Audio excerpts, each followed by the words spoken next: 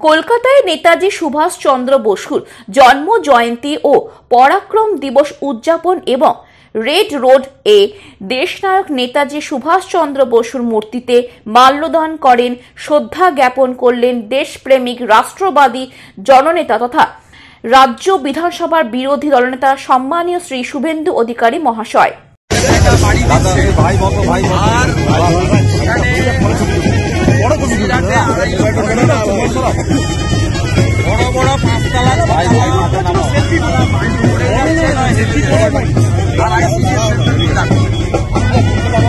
টাকা ছাড়া কোনো কথা নেই।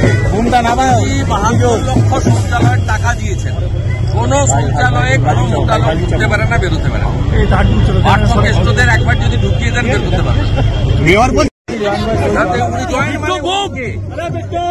ভারতীয় জনতা পার্টির 27 অক্টোবর থেকে অদ্যাবধি মেম্বারশিপ হয়েছে। উনি পার্টির মেম্বার নয়।